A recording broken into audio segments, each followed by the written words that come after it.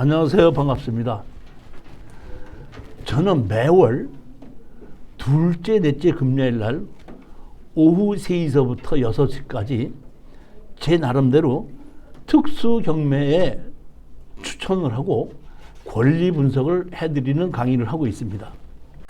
어떤 분이 저한테 한번 물어보더라고요. 특수 경매 물건을 추천한다 그러는데 특수 경매가 도대체 뭡니까? 물어보는 건데, 제가 여기 그 특수 경매라고 얘기하는 건 뭐냐면, 부동산이 문제가 있을 때는 가격이 하락을 하거든요. 그 가격을 하락을 했을 때에 그 문제점을 진단하고 처방을 해서 문제점을 해결해서 다시 매도를 할 수 있는 그런 부동산을 얘기하는 거예요.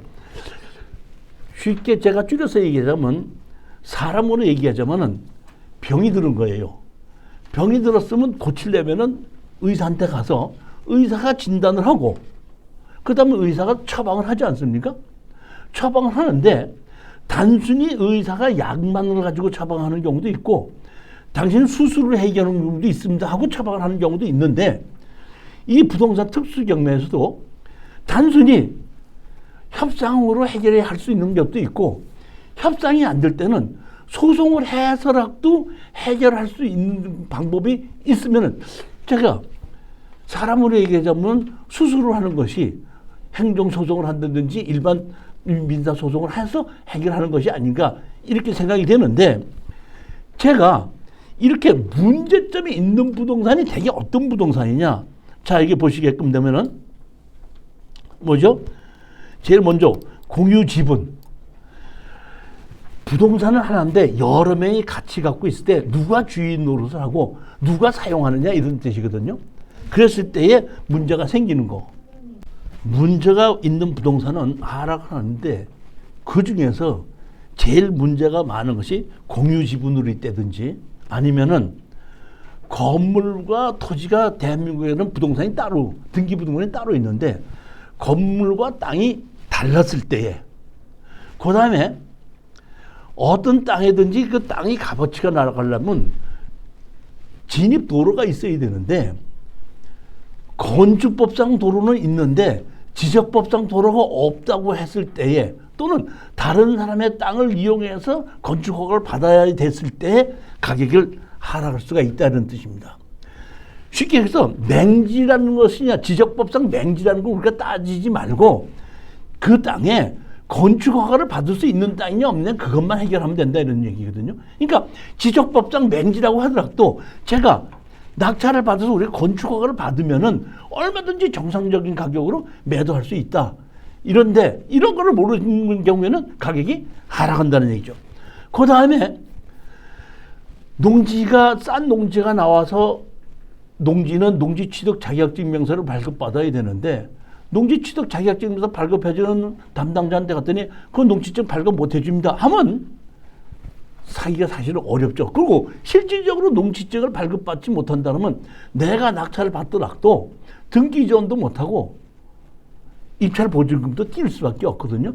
그랬을 때에 내가 담당자가 농지증을 안 해준다고 했을 때에 내가 그걸 낙찰을 받고 농지증을 받을 수 있느냐, 이거를 우리가 설명하는 거고, 다섯 번째는 반값으로 하락한 공장이 이렇게 있는데, 이 공장은 우리가 공장으로 투자를 하는 것이 아니라 토지를 가지고 투자하는 걸로 바라보는 겁니다. 토지의 투자는 대부분 시간이 오래 걸려요. 그러면 시간이 오래 걸리기 때문에 그 시간에 의해서 가격을 상승했을 때 팔고 매도하고 나오는 겁니다. 예를 들자면은 예전에 극동건설에서 부평에 극동요업이라는 그 타일을 만드는 회사를 갖고 있었습니다. 타일 공장을 있었는데 그 타일 공장을 가지고서는 적자를 면치 못할 정도로 겨우 지내다가 세월이 흐르면서 거기를 아파트를 지면서 그 땅에 4배, 5배를 받을 수 있었던, 그리고 분양을 할 수 있던 것인데, 그만큼 공장으로는 돈을 벌지 못했지만 주위 환경, 시간이 흘러서 주위 환경이 변하면서 수경이 올라갔다는 겁니다. 어떤 여자분이 저를 찾아왔습니다. 한 10여 년 전이에요. 그분이 저한테 하시는 말씀이 저는 슈퍼에다가 물건을 납품하는 사람입니다. 그러니까 대부분 뭐 그 슈퍼 물건 납품인데 그럴 땐 자기는 제1저당이든지 무슨 큰 회사하고 돈을 맡기는 것이 아니라 재산을 어느 정도를 사갖고 맡긴대. 맡겨놓고 그거만큼을 물건을 받아서 슈퍼에 납입을 하고 그 다음에 받아가지고 그 갚아 나오는 것을 한 10몇 년 했다는 거예요. 그래서 자기가 부동산을 사놓고 담보로 잡고 그걸 해오고 왔는데 어느 날 연락이 왔대. 그 땅을 수용을 해야 되겠으니까 그 수용을 하는 게 얼마로 도장을 찍고 받아가라 했는데 자기는 그 땅이 좋은지 나쁜지 모르고 담보로만 사용했었는데 그걸 영업을 하다가 한 7, 8년 지났는데 그 땅이 수용이 된다면서 연락이 왔는데 가봤더니 그게 자기가 샀을 때 가격에 10배를 뛰었다는 거예요. 그러면서 이게 담보로 집어넣는다고 하더라도 앞으로 어떤 식으로의 상승 가격이 있는가를 보고 그런 거를 사놓고 기다려야 되겠다. 이것이 보면 토지 투자의 핵심입니다. 다시 말하면 시간이 오래 걸리기 때문에 그 시간과의 싸움을 투자를 하는 건데 대부분 이런 토지 투자는 금전적인 여유가 있어야 돼요. 대출을 해놓고 10년, 20년까지 그걸 이자를 내가면서 기다릴 수는 없지 않습니까? 그러니까 자기의 여윳돈으로 땅을 사놓고 5년이 되든지 10년이 돼서 기다렸다가 주위의 변화가 오게끔 되면 그 토지의 가격이 올라갔을 때 팔고 나오는 것이 이게 뭐야? 토지 투자의 방법 중에 하나라는 겁니다. 그런데 지금은 제가 판단하기에 그렇게 시간과의 싸움을 기다리는 것을 맹놓고 기다려서는 안 되고 그 땅이 올라간다는 얘기는 주변이 뭘 한다는 얘기죠? 개발이 된다는 얘기죠. 개발이 된다는 얘기는 기반시설을 필요한데 그 기반시설을 내가 만들 것이냐 아니면 지방자치단체는 국가가 만들 것이냐예요. 그렇기 때문에 모든 사람들이 어디가 개발된다 하는 뜻은 국가가 지방자치단체가 거기를 기반시설을 만들라는 계획이 있다. 이런 거를 알고 투자하는 게 땅이에요. 근데 그런 거를 모르는 사람들은 일반적으로 내가 땅을 샀을 땐 그 값어치를 높이기 위해서는 그렇게 국가나 지방자치단체에서 기반시설을 만들지 않으면 내가 만들어야 되는 겁니다. 그럼 내가 만들었을 때는 주변 환경의 변화가 없을 때는 내가 기반시설을 만든다고 하더라도 땅값이 올라가지 않는 거예요. 이게 땅 투자의 원칙인데 저로서는 오랫동안 땅을 투자하고 하는 걸 보고서는 공장은 일반 기반시설이 만들어져 있는 땅입니다.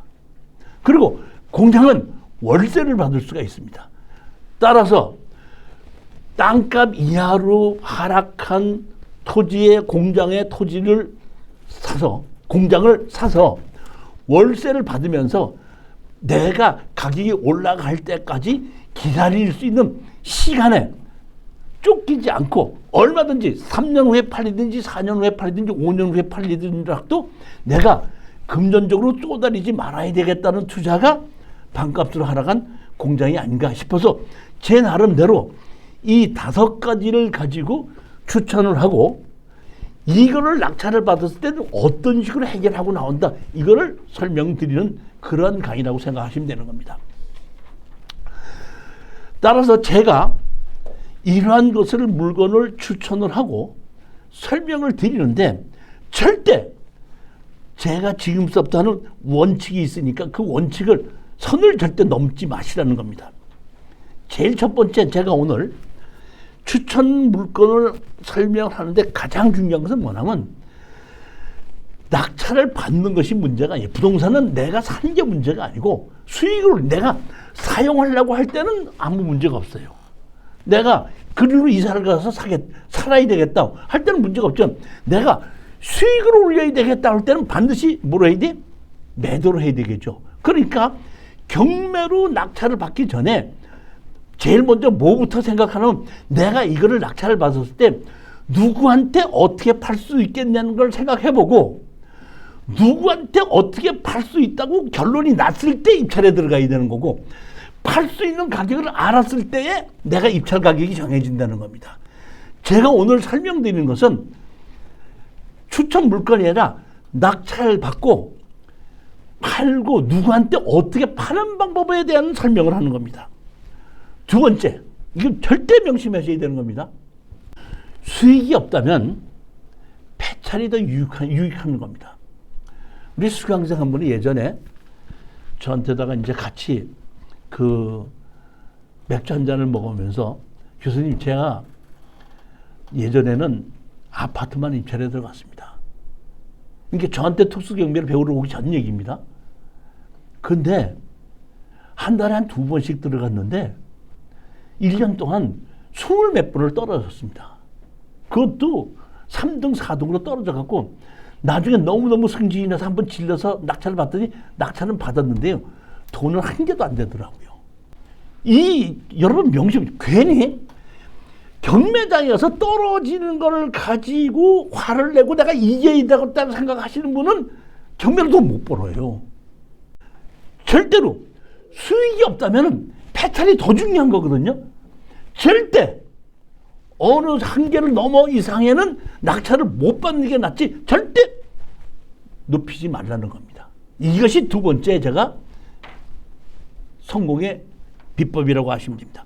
세 번째는 특수경매에서는 전부 다 협상을 하는 것이 원칙이에요. 내가 협상할 당사자가 있느냐 없느냐, 협상을 한다 그러면 협상 당사자가 누구가 있느냐, 이것이 가장 중요한 겁니다. 여러분, 어떤 시골에 집이 있는데 건물 매각제외 토지만 경매로 나왔는데 가봤더니 집이 그래도 쓸만한데 집이 비어 있어요. 그런데 봤더니 상속을 했거든요. 상속을 했는데 거기에 부모가 살고 계시다가 다 돌아가시고, 한 분은 돌아가시고 한 분은 요양병원에 가셨어요. 그러다 보니까 거기에 그것이 경매로 나왔는데 자식들은 부모가 거기서 살 때는 협상을 해갖고 부모가 그대로 살게 해야 돼요. 그런데 부모가 한 분은 돌아가시고 한 분은 요양병원에 가 있는데 그 시골집이 뭐하러 필요하겠느냐, 이런 얘기입니다. 그럼 그 시골집을 사서 누구한테 어떻게 매도를 하겠냐는 얘기거든요. 쉽게 얘기하면 그렇게 협상 상대가 없는 부동산은 입찰에 안 들어가는 겁니다. 그런 거를 명심해서 내가 이거를 낙찰을 받았을 때 협상 상대가 누구가 있느냐, 저 사람이 나하고 협상을 안 하게끔 됐을 때는 얼마나 경제적으로 손해를 볼 수밖에 없겠느냐, 이렇게 하면은 내가 어느 정도 양보를 하게끔 되면 저 사람이 협상할 수밖에 없지 않겠느냐, 이런 거를 입찰에 들어가기 전에 정확하게 권리 분석을 해야 된다는 얘기입니다. 네 번째는, 제가 일반 사람들은 법을 잘 모르시는 분이 많아요. 예를 들어서 제가 가봤더니 노인네 부부가 거기에 근처에 과수원을 가지고 오랫동안 살고 계시다. 한 20몇 년을, 30몇 년을 살고 계셨는데 그게 제가 보니까 종중 땅이더라고요. 종중 땅에다 건물을 짓고 오래 사신 거예요. 그래서 건물은 거기 살고 계신 이름으로 건축물 과장도 있고 등기부등본도 있고, 땅은 종중 땅으로 다른 사람인데 그 종중에 문제가 생기다 보니까 경매로 나와서 내가 땅을 낙찰을 받았습니다. 낙찰을 받고 제가 찾아갔습니다. 땅을 낙찰을 받았는데요, 어떻게 하십니까? 그랬더니 그 노인네가 그래? 알고 있어. 자네 땅만 받았지? 예. 건물은 내 거야. 근데 뭐 어쩌라고? 건물은 내 건데 넌 땅만 받았잖아. 근데 날 보고 어쩌라고? 이렇게 법을 모르시는 분들은 그렇게만 생각해요. 넌 땅 받았고 건물은 내 건데 어쩌라고? 이랬을 때 그래요? 알았습니다 하고, 내가 저 사람을 이기고 건물을 철거하려고 한 것이 아니라 협상을 하기 위해서 그 건물 주인을 상대로 건물을 철거하고 나가라, 철거하고 나갈 때까지 지료를 내놔라 하고 소송을 하니까, 그때서야 그 사람이 그거를 들고 법무사한테도 물어보고 변호사한테도 다 물어보니까 이건 당신 건물만 갖고 땅은 다른 사람이 샀기 때문에 철거하고 나갈 수밖에 없고, 철거하고 나가지 않으려면 땅 주인하고 협상할 수밖에 없습니다. 이렇게 가르쳐준다. 즉 나는 여기서 소송을 내가 하라는 얘기는 소송을 해서 이기자는 얘기가 아니라 협상을 하게끔 끌어내기 위한 소송을 할 줄 알아야 된다 이런 얘기입니다. 나하고 협상을 하지 않으면 법률적으로 본인이 얼만큼 불리하다는 것을 깨닫게 됐을 때 그때는 협상장으로 나온다는 겁니다. 제가 지금 말씀드린 네 가지를 반드시 머릿속에다 잊어먹지 마시고 입찰에 들어가시기 바랍니다. 특수경매는 낙찰을 받았다고 해서 수익을 올릴 수 있는 것이 아니에요. 낙찰을 받았으면 이제 한 3, 40%가 끝이 난 겁니다. 그 다음에 할 일이 60, 70%가 더 남았거든요. 그 다음에 해야 될 일이 뭐예요? 협상을 해야 되는 겁니다. 협상이 끝나고 나면은 협상 당사자한테 매도를 하든지 아니면 제3자한테 매도를 해야 되거든요. 즉 이 얘기는 뭐냐면 제일 처음에 낙찰을 받았으면 30% 완성한 거고 협상이 끝났으면 40% 완성하고 매도하고 나와야지 100%가 완성이 됐다 이런 얘기입니다. 즉 낙찰만 받았다고 좋다고 성공했다고 하지 말으라 이런 얘기예요. 즉 저는 여러 가지 경험에 의해서 제가 오늘 추천 물건을 했을 때는 이런 문제가 생길 수 있고 이런 문제가 생길 수 있기 때문에 이때는 이런 식으로 처리를 하겠다는 마무리할 수 있는 방법을 제 나름대로 판단을 했기 때문에 추천했거든요. 낙찰을 받으시면 저하고 의논한다고 해서 제가 컨설팅 비용 받지를 않으니까 절대로 염려하지 마시고 그대로 저하고 같이 의논해서 소정에 여러분들이 원하시는 마진을 챙길 수 있게끔 제가 도와드린다는 걸 다시 한번 말씀드리겠습니다. 제가 오늘 말씀드린 걸 명심하시고 그리고 오늘 추천 물건 강의를 들으십시오. 제일 첫 번째, 오늘 한 3분의 1 정도가 지분 매각입니다. 지분 매각은 아까도 말씀했지만은 제가 낙찰 받기 전에 뭐부터 먼저 생각하라고 그랬죠? 매도하는 방법부터. 그러니까 지분으로 낙찰을 받았을 때 어떻게 매도를 하느냐 이런 얘기예요. 그 지분으로 낙찰을 받았을 때 매도하는 방법을 5가지를 제가 여기다 집어넣은 겁니다. 제일 먼저 경매는 강제 경매가 있고 임의 경매가 있습니다. 낙찰을 받는다고 내게 되는 것이 아니라 잔금을 내야지 내게 되는 겁니다. 등기 이전을 하지 않아도 잔금을 내게끔 되면 내 것입니다. 그런데 잔금을 내기 전에 빚을, 채무를 갚아버리면 취하가 됩니다. 강제경매든지 임의경매든지 잔금을 내야지 되는 건다 이런 얘기입니다. 그런데 강제경매인 경우에는 낙찰을 받은 후에 채무를 갚으려면 낙찰자한테 동의를 받아야 되는 겁니다. 다시 말하면 우리는 1억짜리, 2억짜리 아파트가 700만 원짜리 때문에 경매로 나왔다 그러면 700만 원을 가지고 아파트를 날리겠어요? 취하를 시키겠어요? 그랬을 때 이거는 취하할 수가 있기 때문에 내가 잔금을 내지 않고도 권리분석을 해보게끔 이건 취하되겠구나. 그럼 내가 취할 때 취하동의서를 300만 원인지 500만 원인지 1000만 원인지 받고 그냥 잔금 안 되고 빠져야 되겠구나. 할 수 있는 것이 공유지분에서 소액 임차인이다 이런 얘기입니다. 두 번째는 협상이 최우선이거든요. 우리는 공유지분인 경우에는 그 현재 주인 노릇한 데다가 매도를 하고 협상으로 팔고 나와야 되는데 그 사람이 협상을 하고 싶어도 내 전화번호를 모르거든요. 그러니까 저 같은 경우에는 낙찰을 받고 나면은 들려서 내가 오늘 낙찰을 받은 사람인데 아직 잔금은 내지 않았는데 낙찰을 받았는데요. 집이 어떤가 보러 왔습니다. 이렇게 얘기를 하고 저는 연락처가 어디입니다 하고 다른 소리 아무것도 안 해요. 뭐 어떻게 하자 말자 안 해요. 그냥 제 연락처가 어디입니다 하고 줄만 나옵니다. 가봐서 없으면 저는 책에다가 그 차에다가 그 A4 용지에다가 낙찰을 받은 사람입니다. 연락 바랍니다. 하고 이렇게 하고 테이프까지 신고 들어서 문 앞에다 붙여놓고 나옵니다. 그러니까 낙찰 받은 사람 내가 누구라는 걸 알려줘야지 협상이 시작이 되는 겁니다. 그러니까 두 번째 그걸 할 줄 알아야 된다 이러네요.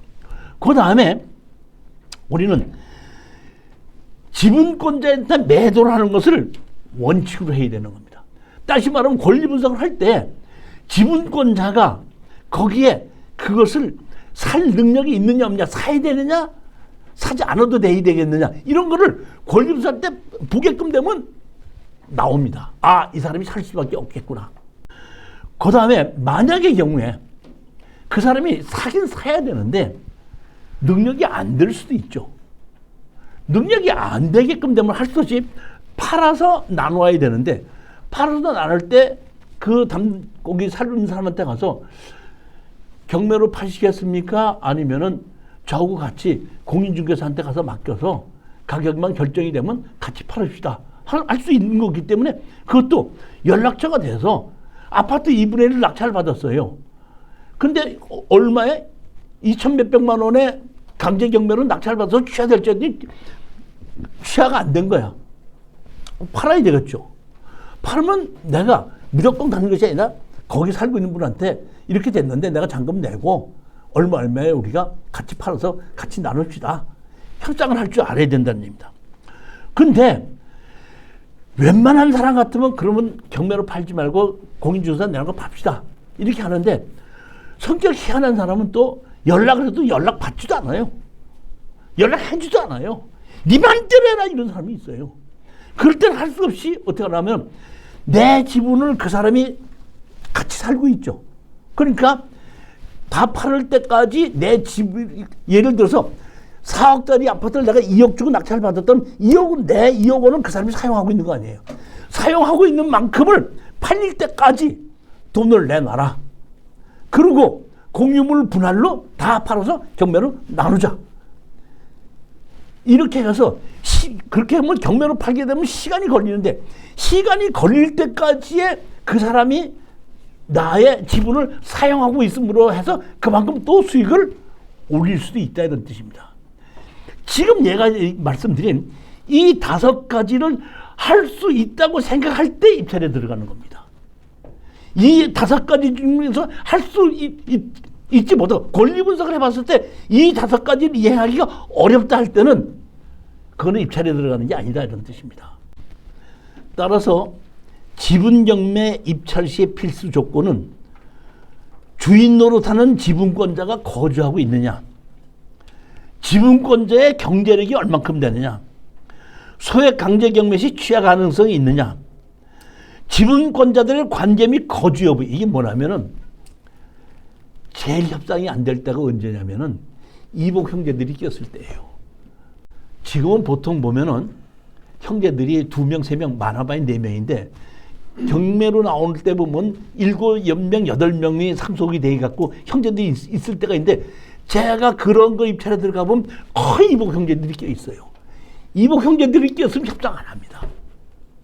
그렇지 않아도 다투고 있었는데 잘 됐다, 이번에 아주 그냥 해결해버리자, 이런 식으로 나온다, 이런 뜻입니다. 그러니까 그런 것도 확인해봐야 된다, 이런 게. 아, 이거는 이복 형제가 있을 수도 있다, 이런 것도 생각해봐야 된다는 얘기입니다.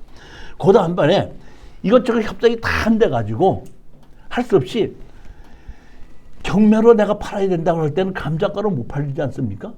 감정가로 못 팔다니까 감정가에 70% 떨어졌을 때 매도가 될 것인지, 49%까지 떨어져야 매도가 될 것인지, 아니면 뭐 64% 될 것인지를 한번 진작해보고, 내가 최악의 경우 경매로 팔았을 때라도 수익을 어느 정도는 올릴 수 있을 가격에 입찰에 들어가야 된다는 겁니다.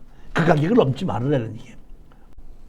다시 한번 말씀드리는데 수익이 없다면 폐찰이 낫다는 얘기입니다. 명심하시기 바랍니다. 제가 한 20여 년 이상을 이 추천 물건을 강의를 하고 우리 수강생들이 수많은 부동산을 낙찰받고 해결했을 때에 그 문제점을 누가 강의해서 안 것이 아니라 이거는 경험에 의해서 알게 된 겁니다. 누가 가르쳐 준 것도 없습니다. 그 오랫동안 해보니까 아, 이건 잘못했었구나, 이렇게. 즉, 이 얘기가 뭐냐면 제가 5년 전, 10년 전에 제가 옛날에 추천한 물건도 잘못해서 수익을 올리지 못한 것도 있었다, 이런 뜻입니다. 그런데 이제 쭉 지나다 보니까 아, 이런 건 하면 안 되겠구나 하는 걸 이제 결론적으로 알게 됐기 때문에 거기에 맞춰서 제가 추천 물건을 고르고 한 겁니다. 여러분 다시 한번 말씀드리는데 경매는 수익이 없다면 폐찰이 더 유리하다는 걸 집어넣고 항상 경매 입찰장에 들어갈 때는 버스를 놓치니까 다음번에는 리무진이 오더라. 오늘 낙찰을 못 받고 떨어지더라도 다음번에는 더 좋은 물건이 나한테 올 수 있다. 항상 그런 마음으로 임해야지 수익을 올릴 수 있다는 겁니다. 자, 제일 첫 번째 물건 보시겠습니다. 첫 번째 물건이 성남 2024-55001입니다. 3번 국도변 옆에 근린 시설이 9분의 2 공유 지분 임의 경매로 나온 겁니다. 이건 제가 한참 생각을 해봤는데 이건 뭐냐면 낙찰을 받으면 좋고 낙찰은 못 받으면은 폐찰이 되는 게 좋다고 얘기했죠. 그럴 가능성이 이거는 공유 지분으로 들어올 가능성이 아주 많고 우리가 낙찰을 받았을 때는 이 지분권자가 우리 살 확률이 아주 높은 겁니다. 제가 권리 분석을 해봤을 때. 자 보십시오. 5억 2천짜리가 얼마까지 하락했죠? 1억 8천이죠. 그리고 날짜는 언제죠? 보면 9월 29일입니다. 얼마 남짓입니까? 5억 2천짜리가 1억 8천까지 하락을 한 겁니다. 여기는 뭐냐면 제가 이제 경기도 광주에 살기 때문에 이쪽 잘 알거든요. 3번 국도에 그 음식점 있고 그 옆에 있던 그런 자리예요, 보면. 근데 예전보다는 지금 보면 3번 국도가 이제 자동차 전용도로가 생겼지 않습니까?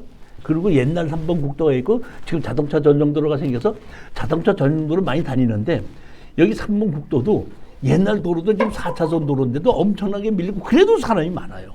그러니까 서울에서부터 뭐 장호원 뭐 이렇게 가는 사람들은 자동차 전용도로로 가고 뭐 근처에 계신 분들은 그냥 옛날 3번 국도로 다니는 거기 때문에 상당히 넓고 아주 좋은 그런 곳입니다. 보면 제가 권리 분석을 해봤더니 이게 9분의 2 지분인데 자 보십시오.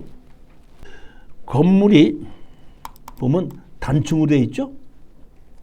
그 다음에 땅도 한 필지입니다.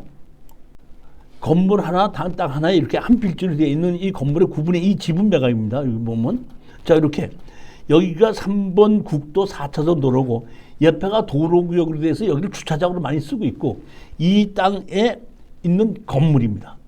이 근처가 전부 다 식당 같은 것으로 해서 있는 그런 곳이고 그 앞에 주차장도 아주 넓어요. 보면 용도 지역은 계획관리 지역입니다. 자 여기 보시면 이렇게 이 땅이 있죠. 여기 보면 여기 4차선 도로고 이렇게 보면 하나 둘 셋 네 개 4차선 도로고 여기 보면 주차장이 이렇게 쓰고 있죠. 이 도로입니다.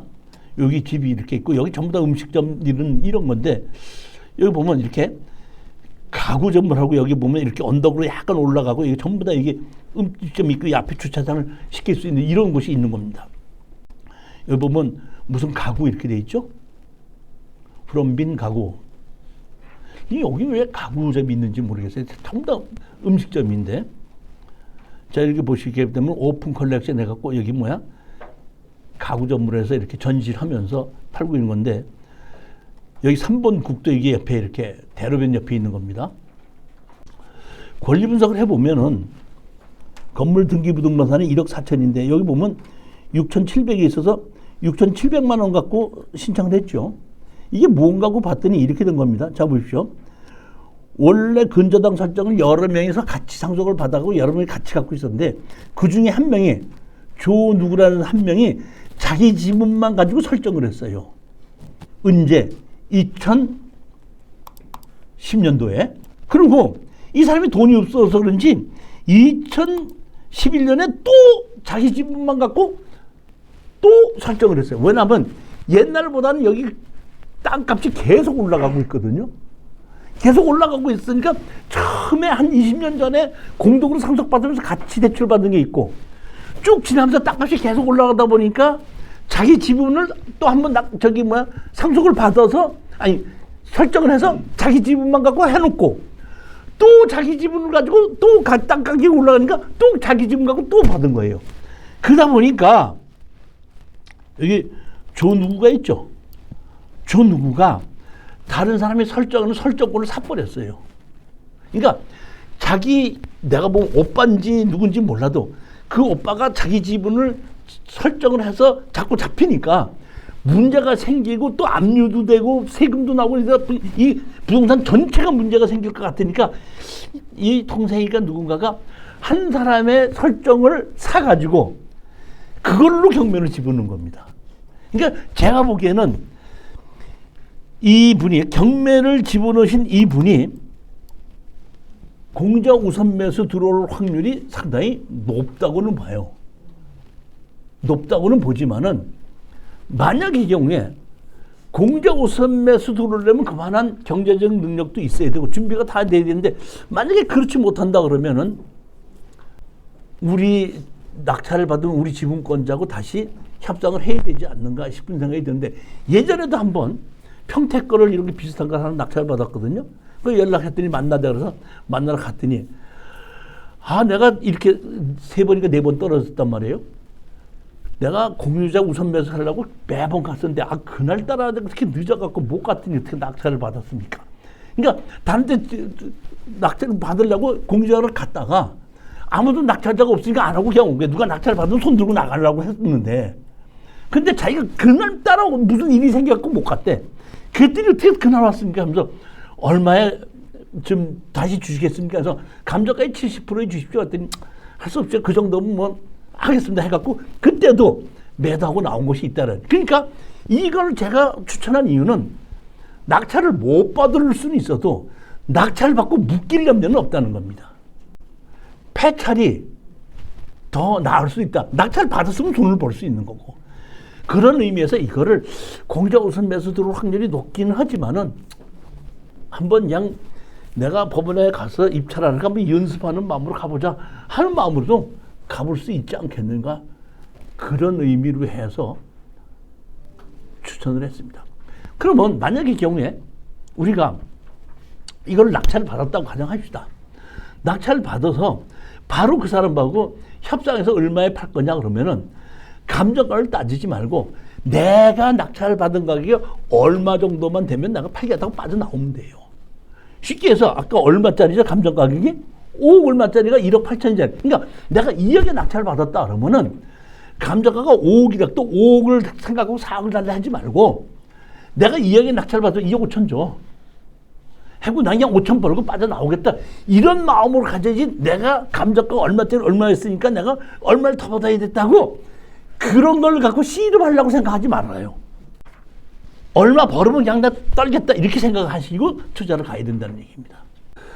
경매 신청 지분권자가 뭐예요? 저 누구죠? 이게 그 설정권을 사가지고 경매를 신청한 겁니다. 임차인은 여기 보면 뭐 300만 원에 얼마로 이렇게 돼 있기 때문에 뭐 대항력이 없는 걸로 이렇게 나와 있습니다. 두 번째 물건 보시겠습니다. 13쪽이죠.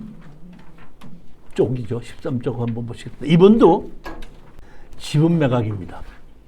대전시 서구 4분의 10, 11분의 4 지분 매각입니다. 2024 1149 상고입니다.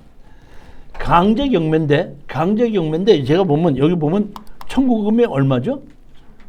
1,500만 원이죠. 그러면 여기에 감정 가격은 얼마죠?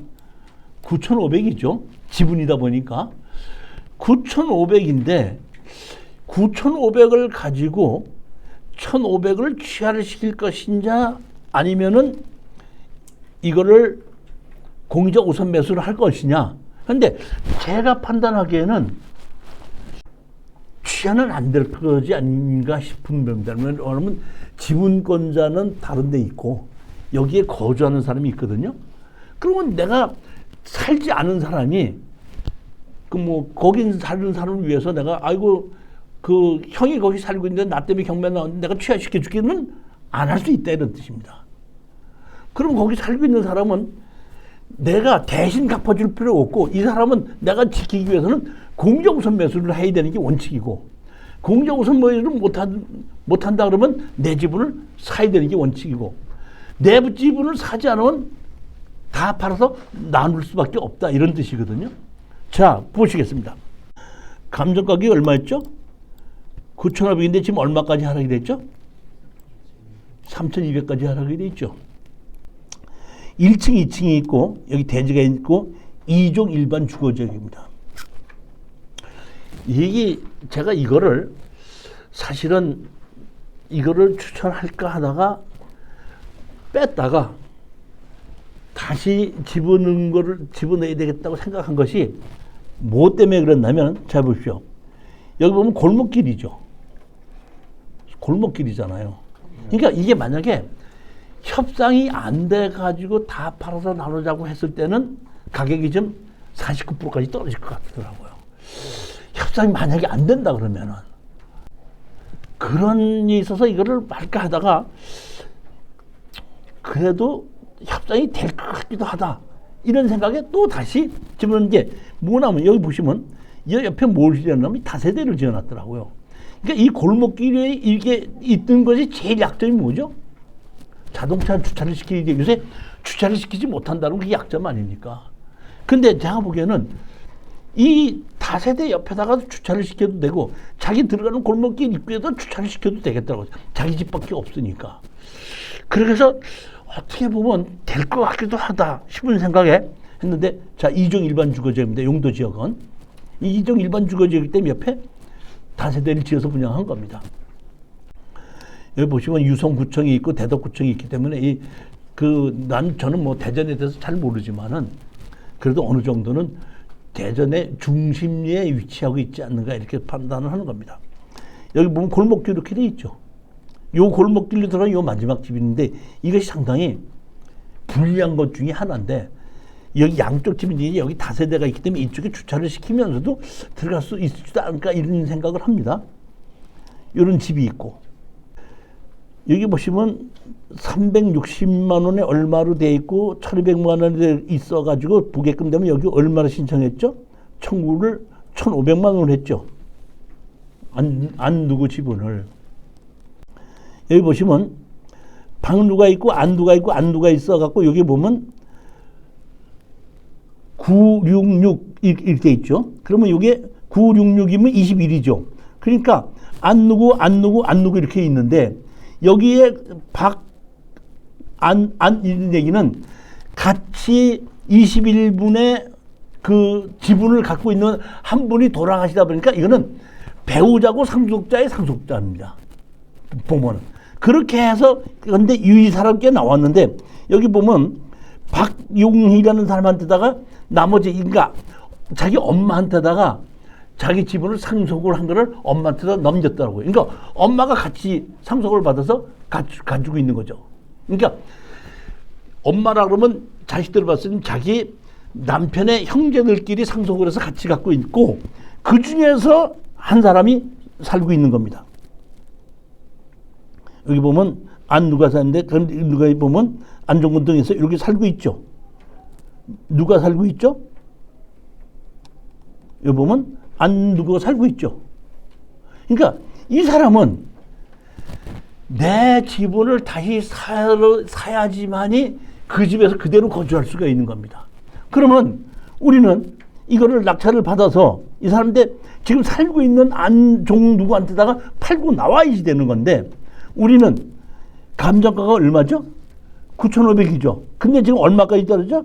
3,200이다 보면 우리는 3,500 정도에 매매했다 그러면은 그 사람은, 여기 살고 있는 사람한테 가서 감정가격이 9,500인데 내가 3,500 주고 샀으니까 당신 7천만 원에 내 집으로 사면 그대로 거주할 수 있다 그러면, 자기로서는 자기도 그 집을 팔으려고 했을 때는 감정가격이 9천인데 7,500을 사가지고 그대로 거주하면서 나중에 또 팔을 수도 있는 거 아닙니까?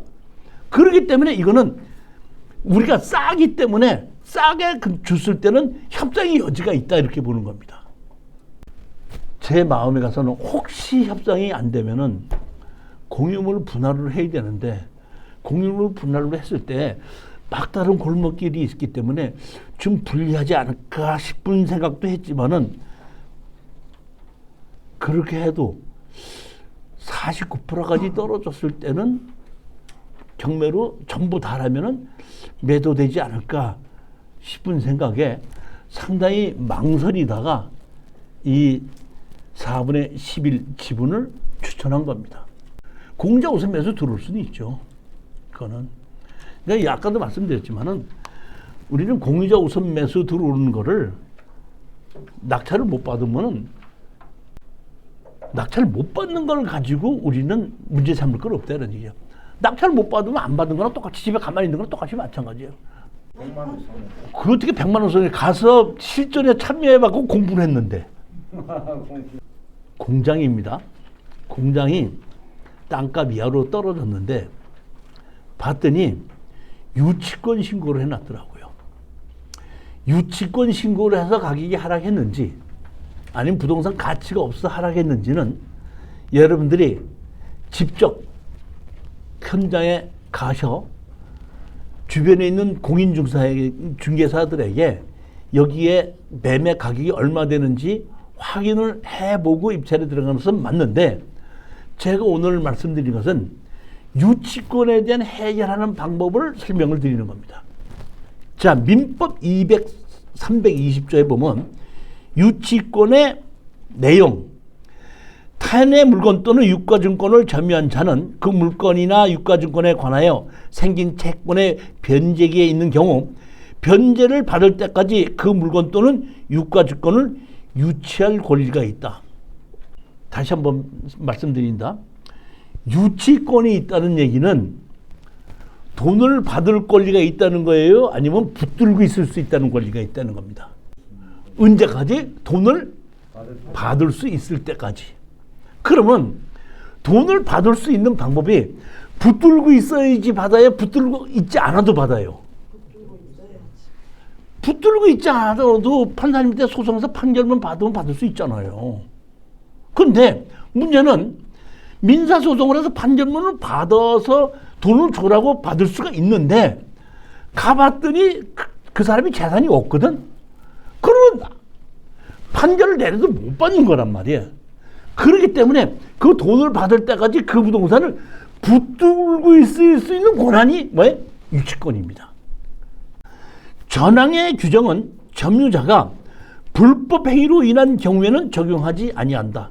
그러니까 점유 자체를 적법한 방법으로 해야 된다 이런 얘기입니다. 그 다음에 320점 되게 제일 중요한 겁니다. 유치권은 점유의 상실로 인하여 소멸한다.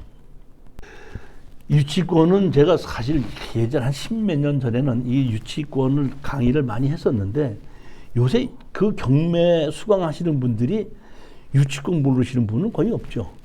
근데 유치권을 모르시는 분은 없는데 유치권을 잘못 알고 있는 분은 많아요. 잠시 그 설명을 좀 드리도록 할게요. 이것도 예전에 김포에서 있었던 일입니다. 그 스타렉스 자동차를 갖고 있는 사람인데 그 스타렉스 자동차가 에어컨이 고장이 나서 그 앞에 그 자동차 정비소에다가 맡긴 겁니다. 그러니까 그 정비소에서 에어컨을 다 고쳐놓고 다 고쳤으니까 가져가십시오 그런 거예요. 가져갔더니 그러니까 찾으러 간 거예요. 찾으러 갔죠. 그 자동차 주인이 갔더니 다 고쳤으니까 가져가시죠 그랬더니 거기 있는 사람이 이제 좀 아는 사람인 모양이에요. 근데 돈을 좀 잘 안 주는 사람인 모양이에요. 그러니까 그 정비소 주인이 뭐라냐면 돈 주고 가져가시오. 다 고쳐놨으니까. 그러니까 이 사람은 돈은 없고 차는 빨리 필요하니까 이 사람이 머리를 쓴 거야. 뭐라고 쓴다면 당신이 진짜로 에어컨을 다 고쳤는지 확인해봐야지 내가 돈을 줄 거 아니요. 다 고쳤는지 안 고쳤는지. 그러니까 그러면 한번 차를 타고 한번 돌아보겠다. 그랬더니 저 사람이 돈을 잘 안 줄 것 같으니까 자기 직원을 태워가지고 같이 한번 돌아라 그랬어. 그래갖고 동네를 같이 한 바퀴 도는 거야. 도니까 에어컨이 잘 들어오거든. 그러니까 이 사람이 뭐라면 자기 정비소를 다 들어오고 그 입구에서 에어컨 잘 들어오네. 알았어. 너 내려니까 그 정비소 일하는 애는 그냥 내린 거야. 그러고 어떻게 한가? 차를 가져간 거야. 그러니까 그 정비소진 저놈이 또 나를 속였네 했는데 가까운 곳에 있다 보니까 그 앞에 이제 한 300m, 400m 있는 집에 있다가 그 사람이 밤에 차를 세워놓은 거를 보고 정비소에서 레카차를 가져가서 끌고 왔어. 그래갖고 자기 공장에다 다시 넣었어. 그랬더니 그 자동차 주인이 경찰서로 고소해서 저 사람이 내 자동차를 훔쳐갔다고. 판결은 어떻게 났어요? 판결은 남의 돈을 훔친 건 죄입니다. 그거. 유치권은 점유의 상실로 그때 끝난 겁니다. 그러니까 그때부터는 그 사람은 민사소송을 해서 받았어야 되는 거예요. 법이 그렇게 돼 있는 겁니다. 다시 말하면 돈을 받을 권리가 없어진 건 아니에요. 그렇지만 그 자동차를 붙들고 있을 권리는 근데 없어진 겁니다. 그러니까 그 돈 받을 거를 그 사람을 상대로 해서 민사소송을 해서 판결문을 받아가고 그 사람의 재산을 경매로 집어넣는 것이 맞는 건데 이 사람은 너무 급하다 보니까 내 가차를 끌고 와다 보니까 절도죄로 들어간 겁니다. 무슨 얘기인지 이해가 가셨죠? 이게 유치권이고 그 자동차를 고친 돈을 줄 때까지 그 자동차를 붙들고 있을 수 있는 권한이 유치권이라는 겁니다. 유치권의 성립의 5가지입니다. 타인 소유의 물권 점유. 자기가 자기 물건을 갖다가 뭘 고쳐놓고 점유하고 있으면 안 된다 이런 뜻입니다. 경매로 집어넣었더니 내가 그 등기부등본에 없는 무슨 뭘 해놨다고 경매 신청하면 안 된다는 얘기입니다. 그 다음에 적법한 아까 점유해야 된다 그랬죠. 그러면 어떤 부동산이든지 경매로 집어넣게끔 되면 판사님이 제일 먼저 하는 일이 뭐냐면 그 부동산을 압류를 합니다. 압류를 해놓고 경매를 시작하는 겁니다. 그러면 압류한 다음에 점유를 한 것은 불법 점유예요. 압류 전에 점유를 해야 되는 겁니다. 세 번째, 채권의 변제액이 도래. 다시 말하면 아까 자동차를 맡겼을 때 다 고치고 난 다음에 돈을 달라고 했죠. 고치기도 전에 먼저 돈을 달라고는 못한다는 얘기입니다. 점유 물건과 직접적인 관련성이 있습니다. 아까 자동차를 고쳤으니까 자동차를 점유해야 되지 자동차 말고 다른 걸 점유하면 안 된다 이런 뜻입니다. 그 다음에 유치권 배제 특약이 없어야 된다 이런 뜻입니다. 지금 이제 부동산에서 이제 그 우리가 설정을 하고 대출해지고 지상권 설정을 하는데 지상권 설정을 해놓고 있다가 나중에 집을 지려고 합니다. 그러면 집을 짓는데 지상권 설정하는데 동의서를 해 주십시오. 그러면 그 동의서를 해줄 때 유치권을 주장하지 않는다는 걸 도장을 찍고 지상권 한 거를 풀어주면 집을 짓거든요. 집을 짓다가 중간에 중단돼 갖고 유치권 신청하면 유치권에 특약이 있다면은 그 유치권은 행하면 되지 않는다는 얘기입니다. 그 다음에 이제 제일 중요한 것이 뭐냐면 우리가 어떤지 임대를 들어가면 계약서를 쓰죠. 계약서 쓸 때 뭐라고 하죠? 원상복구 한다 그러죠. 그러니까 자기가 자기를 영업을 하기 위해서 공사를 해놓고 나갈 때 되면 원상복구 해야 되는데 원상복구 하자고 내가 이거를 공사를 이런 걸 해놨으니까 돈을 달라 유치권 안 된다 이런 뜻입니다. 근데 가장 중요한 것은 뭐냐면 여기서 경매에서 가장 중요한 것은 제가 제일 먼저 보면 경매 개시 결정 전에 유치권자가 점유했냐 안 했냐거든요. 점유했냐 안 했냐 경매 개시 결정은 뭐라고 압류를 하고 제일 먼저 집행관이 나가서 현장을 조사를 하게끔 만들지 않습니까? 했을 때 그 사람들이 갔을 때 감정평가를 하고 현황 조사를 했을 때 유치권자가 있었습니다 하면 경매 개시 결정서부터 점유한 거고 거기 감정평가하고 현황 조사를 간 사람들 봤을 때 아무도 없었다 그런 얘기는 유치권자가 없었고 그 후에 유치권자가 생겼다 이렇게 보시면 되는 겁니다.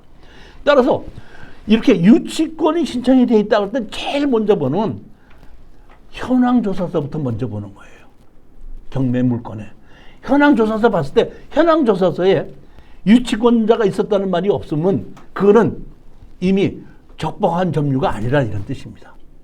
21쪽입니다.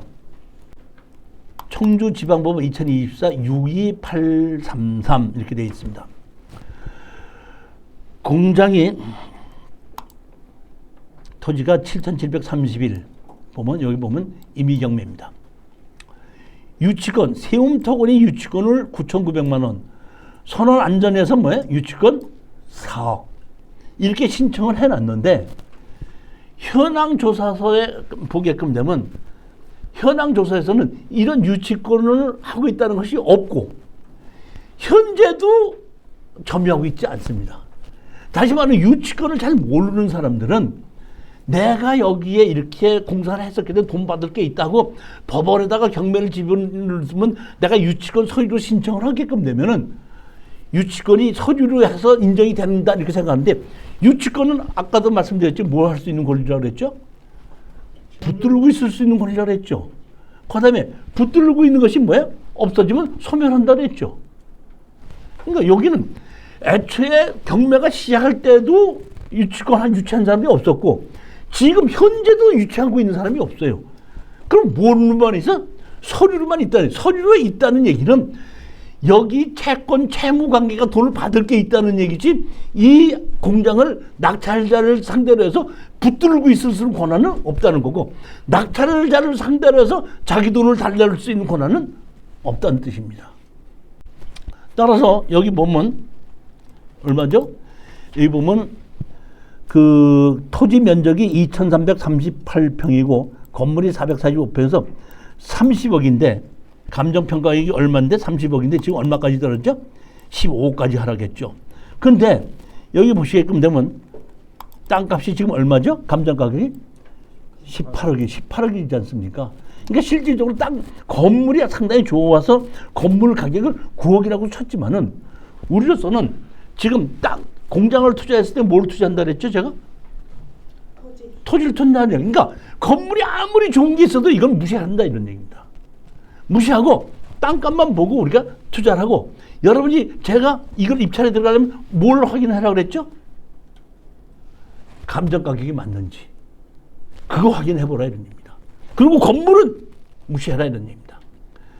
그리고 유치권에 대한 것은 제가 지금 말씀드린 대로 점유하고 있는 것이 없기 때문에 유치권은 인정되지 않는습니다. 그러면 유치권이 인정되지 않는데도 불구하고 낙찰을 받고 났더니 우리 수강생이 낙찰을 받았는데 저기만 잔금 내고 났는데 유치권 있다고 유치권 돈 내놓으라고 연락이 왔는데 그래? 아니 붙들고 있지 않고 우리가 낙찰을 받고 점유까지 다 했거든요.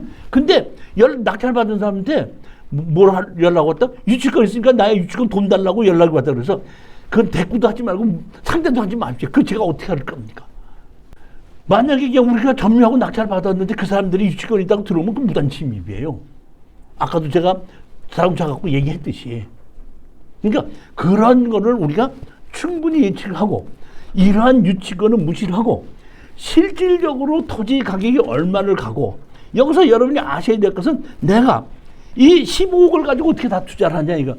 내가 5억 투자를 하고 10억은 대출을 받아야 되는데 내가 이거를 월세를 주면 얼마를 받을 수 있는 걸 확인해보고, 그러면 내가 대출 받는 걸 갖고 월세를 가지고 문제점이 해결이 돼 나가겠는가 이런 것까지 다 확인을 해보고 3년 4년 5년이 지나도 이 공장이 땅이 팔리지 않는다고 하더라도 내가 경제적으로 압력을 받는 것이 없을 수 있겠는가를 확인을 해보고 그 다음에 입찰에 들어가야 된다. 그런 말씀입니다. 여기 보시면 이렇게 하나, 둘, 셋, 네 필지고 여기 뭐야? 진입도로가 있고 이렇게 공장이 이렇게 되어 있습니다. 용도 지역은 계획관리 지역이고 이렇게 주변이 공장이 이렇게 많이 있거든요. 그러니까 제가 제일 조금 좀 공장을 추천할 때 보는 것이 월세가 잘 나가려면 주변이 공장이 같이 있을 때는 잘 나갑니다. 가격도 얼마인지 알 수가 있고. 근데 나홀로 되어 있는 공장 같은 경우는 가격이나 월세가 나가는 것이 조금 확인하기가 좀 어려운데 주변에 공장이 여러 개 있을 때는 그 동네 어디 가면 공장 평당 얼마씩입니다 하는 것이, 공장이나 창고는 어디는 얼마입니다 이렇게 다 가격이 결정이 돼 있어요. 그러니까 금방 나와요. 그 정도면 얼마든지 그 임대가 나갑니다 하는 것이 나옵니다. 이렇게 보면 이렇게 두 개가 합쳐져 있고 하나가 이렇게 딱 가운데 이렇게 살짝 떨어져 있습니다. 보면 이렇게 보면 여기 보면 원래 세 동으로 떨어져 있었는데 이렇게 합쳤더라고요. 보면 제가 이거 내부를 보면서 느낀 게 뭐냐면은 이거는 공장이라고 보다는 창고일 가능성이 높아요.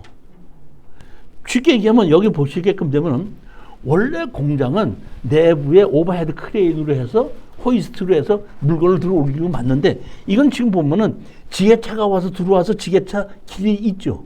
그리고 파레트가 있죠. 그렇지 않습니까, 물건이. 그렇다는 얘기는 이거는 호이스트로 움직이지 않고 지게차가 들어와서 파레트를 갖고 움직였다는 얘기는 파레트가 있고 있다는 뜻은 공장이라고보다는 창고일 가능성이 높다는 겁니다. 그러니까 허가는 공장으로 받았는데 실질적으로 사용은 창고로 하고 있지 않는가 이런 생각이 든다는 얘기입니다. 유치권자는 여기에 아예 없어요. 서류로만 돼 있는 거기 때문에 그건 무시해도 되고 뭐 나중에 저기 뭐 낙찰을 받고 뭐 했을 때 언제든지 그거는 해결할 수 있으니까 그거는 더 이상 걱정하지 않아도 되고 가장 여러분이 이걸 입찰에 들어갈 때 조심해야 될 것은 뭐냐면 실질적으로는 가격이 얼마 가느냐. 그 다음에 내가 이거를 월세를 주려고 했을 때 얼마나 받을 수 있겠는가. 그것만 가지고 우리가 결정하시면 되는 겁니다. 여기 보면 소유권 담보 가등기가 돼 있고 뭐 사회행위 취소해서 담보 가등기 취하시키고 경매를 집어넣은 건데 이건 기준 권리보다 늦기 때문에 이거 자체는 아무 문제가 없습니다. 근저당 설정이 언제죠? 2022년 여기 언제죠? 4월 달이죠. 22년. 근데 여기 보면 언제죠? 이거는 가등기도 언제죠? 23년이죠. 가처분 24년 했는데 이거는 제가 보기에는 이쪽에서 너무 좀 뭐냐면 높아심에서 이렇게 한 것이지 이거는 기준권리 이후이기 때문에 여기 기준권리에서 다 받아받고 나면 그 남는 걸 갖고 여기서 받느냐 못 받느냐이지 낙찰자하고는 아무 관계가 없다는 얘기입니다. 여기 보면 그 보증금을 얼마로 했냐면 3억 5천만 원이더라고요. 3억 5천만 원인데 이거 전세권을 설정을 해놨는데 이 전세권도 기준권리 이후예요. 그렇기 때문에 이 설정도 말소라는 얘기입니다. 말소라는 뜻을 다시 이렇게 한번 말씀드리는데 말소라는 얘기는 내가 잔금을 내고 내 앞으로 등기를 했을 때 그 위에 권리가 없어진다는 것이 말소라는 뜻이에요. 가등기가 돼 있어도 말소라는 얘기는 없어진다는 얘기고 가처분 돼 있어도 말소라는 얘기는 없어진다는 얘기고 전세권이 설정이 돼 있어도 기준권리다 이후는 말소가 된다 이런 뜻입니다. 다른 건 뭐 그 공장이다 보니까 뭐 문제가 있을 건 없죠 보면. 자 이번에는 30쪽입니다. 천안지원에 2024 4222 이렇게 돼 있는데 전원주택 단지 안에 건물을 짓다가 중단돼서 토지만 경매로 나왔고 건물은 매각 제외입니다. 근데 제가 이 짓다만 건물인데 건물을 내가 혹시나 하고 띄워봤더니 건물이 등기부등본에 올라가 있더라고요. 다시 말하면 건물을 지어서 건축허가를 받으면 사용 승인을 받게끔 되면 건축물 관리장이 만들어집니다. 그러면 건축물 관리장이 만들어져야지 건물을 가지고 등기부등본에 올릴 수가 있습니다. 그런데 채무자가 자기 채무를 회피하기 위해서 등기부등본에 안 올릴 수 있죠. 건물을 건축허가만 받고. 그러면 채권자가 채권 회수를 못하는 겁니다. 이렇기 때문에 채무자가 저 사람이 나한테 저 부동산을 갖고 있는데 건물을 등기부등본에 안 올리고 있습니다. 올리게끔 해주십시오. 그러면 건축물 관리장이 없이 강제로 기입 등기해서 건축물 관리장 없이 건물만 등기부등본에 올라갈 수가 있습니다. 제가 봤더니 건물만 등기부등본에 올라가 있더라고요. 그러니까 채권자가 누군지 몰라도 예전에 경매로 신청하려고 강제 기입 등기를 했다가 지금 건물은 빼놓고 땅만 경매로 나온 겁니다. 여기서 문제점은 아셔야 될 것은 전원주택이 참 인기가 없거든요. 그렇잖아요. 문제는 뭐냐면 땅 값이 얼마로 떨어졌죠? 2억 4천짜리가 얼마까지 떨어졌어요? 5,800까지 떨어져서 내가 6천만 원 주고 샀다고 가정합시다. 건물을 골조가 돼 있다고 하더라도 한 1억이든지 1억 5천을 드려야 된다 그러면 내가 6천만 원 주고 사도 한 2억 이상 돈이 들어가는 거 아닙니까? 그러면 2억 이상 돈이 들어갔을 때에 매도를 가능하겠는가? 이거는 여러분들이 심사숙고 해봐야 되는 겁니다. 수익을 올리기 위해서는. 그런 것은 있지만은 제가 이런 것에 대한 그것을 여러분이 알기 위해서라도 한번 제가 추천을 하고 여기에 대해서 설명을 해드리는 겁니다. 건축주가 현누구로 해서 강제 기입 등기를 했습니다. 우리는 땅을 낙찰받았죠. 건물은 제외입니다. 그러면 땅 주인과 건물 주인이 다를 때는 땅 주인으로서 건물을 철거하고 나가라. 철거하고 나갈 때까지 지료를 달라고 청구할 수가 있죠. 있습니다. 그러면 이 사람은 여기서 자기가 건물을 살고 있다 그러면 내가 쓸 수 있다 그러면은 지료를 내서라도 내가 여기서 얼마까지 쓰다가 나가야 되겠다 생각할 수도 있지만은 골조만 있는 걸 가지고 내가 매달 지료를 주고 사람은 없겠죠. 그럼 우리는 건물 철거하고 나가라 그러면 이 사람은 네 멋대로 해라. 마음대로 해라. 이렇게 하는 게 나올 수가 있습니다. 그러면 두 가지 방법 중에 하나예요. 저 같은 경우에는 낙찰을 받고 지료 청구를 하게끔 철거하고 지료 청구를 하게끔 되면 판사님이 철거하고 지료를 주라고 나옵니다. 소송하면 판결이 나요. 그럼 판결이 나게끔 되면 제일 먼저 내가 채권자죠. 채권자니까 채무자의 재산 명시를 요청할 수가 있죠. 실정도. 그럼 그 사람이 어떤 아파트를 갖고 있다. 그러면 이 건물을 아파트를 경매로 집어넣어야 돼? 아파트를 집어넣어야 돼? 아파트. 그 아파트를 그러면 자기가 공유적 몇점 뭐 취하를 시킨다고 하더라도 이 건물 허물 때까지 돈은 계속 나와야 되죠.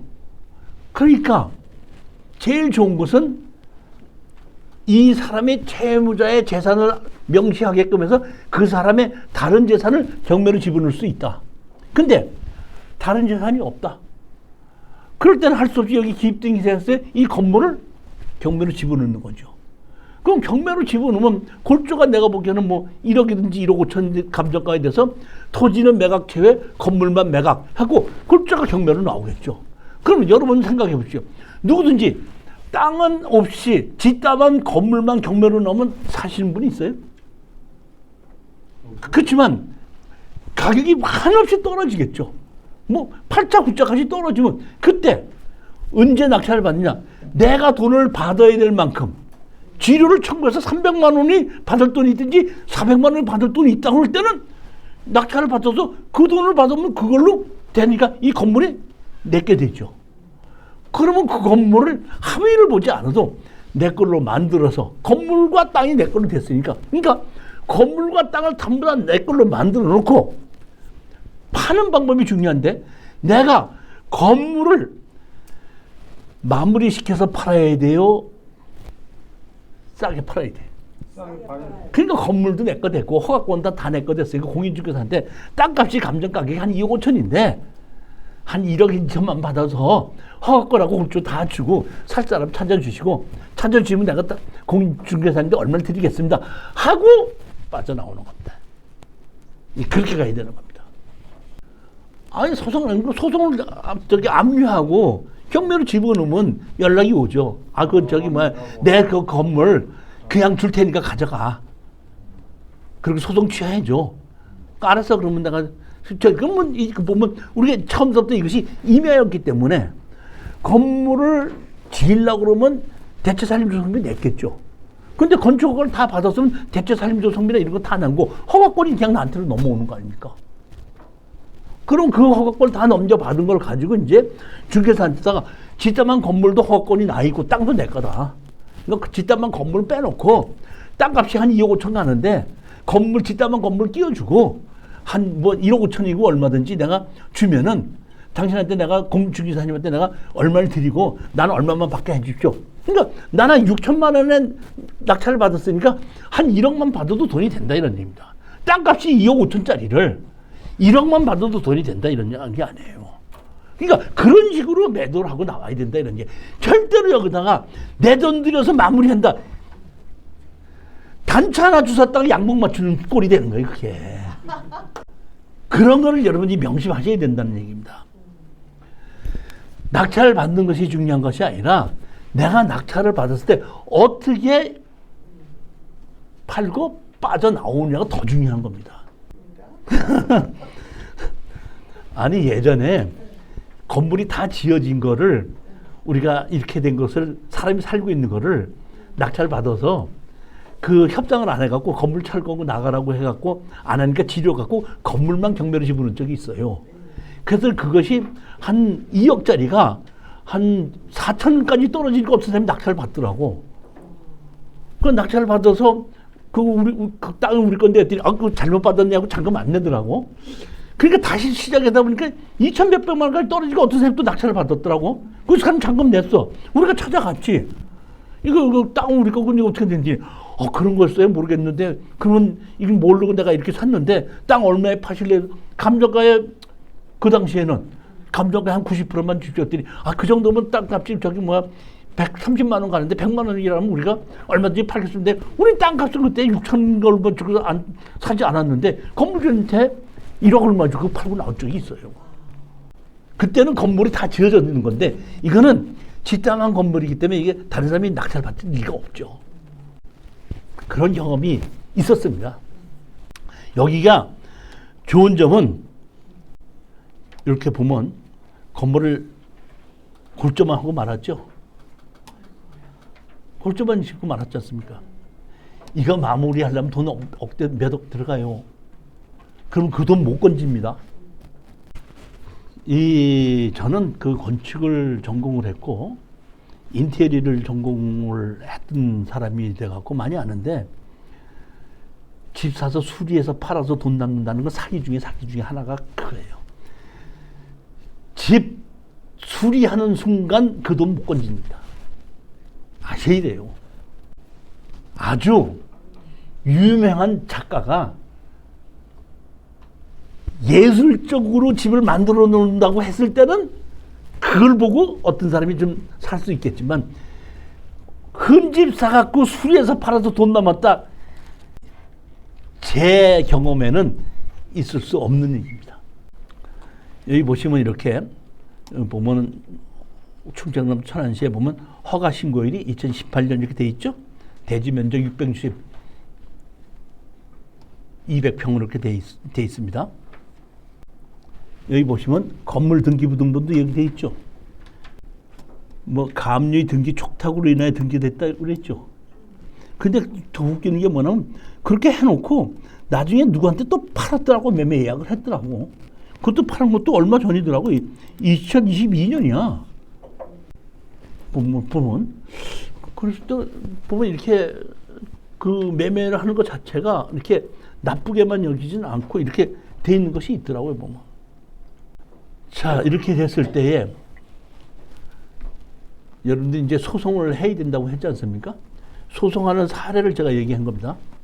소장, 청구 취지, 뭘 해라? 건물을 철거하고 2002년도까지 비용에 의한 금원을 지급하라. 지료를 지급하라. 이렇게 청구를 하게끔 되면은 판사님이 이제 날짜를 잡지 않습니까? 날짜를 잡아서 이제 피고가 올 수도 있고 안 올 수도 있고 피고가 온다 그러면은 조정을 하겠습니다 하고 조정을 하는 게 많고 피고가 오지 않으면은 원고한테 제가 물어봅니다. 지료를 청구하실 겁니까? 예, 청구할 겁니다. 그러면 지료 감정 신청을 하십시오. 이게. 그러니까 우리 수강생들이 나한테다가 그러면 지료를 얼마를 받습니까? 이렇게 하는데 지료를 판사님이 결정하지 않습니다. 내가 지료 감정 신청하십시오. 이렇게 얘기를 합니다. 그럼 지료 감정 신청을 하게끔 되면 법원에서 지료 감정 돈을 얼마를 내라고 돈을 나오면 그걸 돈을 내게끔 되면 법원에서 지료 감정사를 지정을 해서 지료 감정 신청하게끔 됩니다. 그럼 지료 감정사가 여기가 1년 동안 이 땅을 사용하는 가격이 얼마라고 결정을 판결을 해서 법원에 제출하면 그걸 가지고 판결을 하는 겁니다. 그러니까 그 시간이 몇 개월씩 걸립니다. 보면. 지료는 판사님이 결정하는 것이 아니라 지료 감정사가 결정하고 우리는 치료를 신청하게끔 되면 판사님께서 치료 감정을 따로 신청해라 이렇게 말씀하신다 이런 뜻입니다. 청구 원인 이렇게 해서 이런 것을 여러분들이 이제 나홀로 소송을 한다고 할 때 이렇게 지금 금액이 이렇게 크지 않기 때문에 이런 경우에는 나홀로 소송하는 게 맞거든요. 나홀로 소송할 때 하라고 제가 이렇게 다른 거 했던 실전 사례를 여기다 그대로 놓은 겁니다. 이걸 낙찰 받게끔 되면 나홀로 이렇게 해서 소송을 하게끔 되면 된다 이런 말씀입니다. 자, 이번에는 39쪽입니다. 수원의 2024 8262 강제경매입니다. 용인시 처인구 양지면에 2분의 1 지분 강제경매인데 강제경매가 670만 원입니다. 여기 보시면은 감정 가격이 2억 1,400이죠. 한 번 떨어져서 1억 5,700까지 하락한 겁니다. 이거는 제가 보면 거의 제 경험에 의해서 거의 취하된다고 보거든요. 그렇기 때문에 더 떨어질 때까지 기다리지 않고 이렇게 취하가 되면은 제가 잔금을 안 내죠. 예를 들어서 자 봅시다. 이것이 2억 2,400인데 감정가가 얼마죠? 2억 2,400인데 우리 사장님이 가서 2억 5천 썼어요. 네.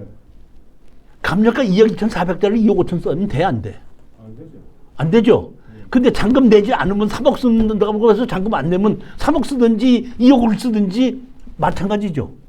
잔금 낼 때 잔금 가격이 문제가 되죠. 네.